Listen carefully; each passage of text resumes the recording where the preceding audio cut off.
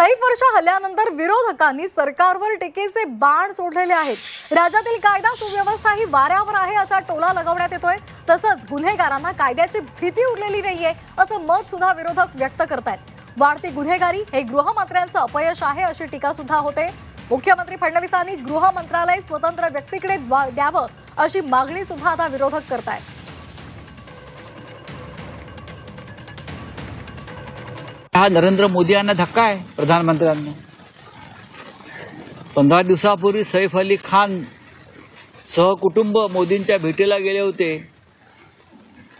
आणि प्रधानमंत्र्यांनी त्यांच्या कुटुंबाबरोबर 1 तास व्यतीत केला होता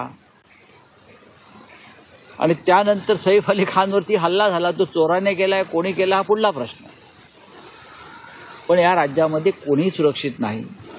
सैफ अली खान तर त्यांना या सरकारने पद्मश्री दिलाय, भारत सरकारने कधी काळी। तर पद्मश्री किताब असलेल्या व्यक्तीला सुद्धा मुंबईमध्ये सुरक्षित राहता येत नाही। सैफ अली खान को घर में घुसकर उन पे हमला हो सकता है, किसी भी मंशा से आया हो। किस मंशा से आया है, चोरी करने के लिए आया है या कुछ और है, ये तो जांच के बाद पता चलेगा।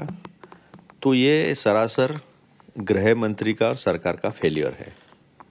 राजनीतिक हस्तक्षेप इमीडिएटली रुकना चाहिए।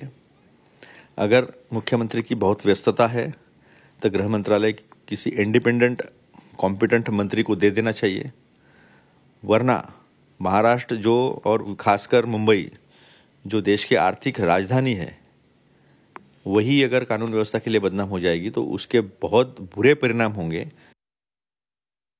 प्रश्न सुद्धा निर्माण झाला की सर्वसामान्य माणसाच्या जीवनावरती आता पुढच्या काळामध्ये काय त्याचे परिणाम होणार आहेत। कारण सर्वसामान्य जर सुरक्षा असलेल्या व्यक्ती सुरक्षित नसतील तर सर्वसामान्य माणसाबद्दल काय बोलायचं।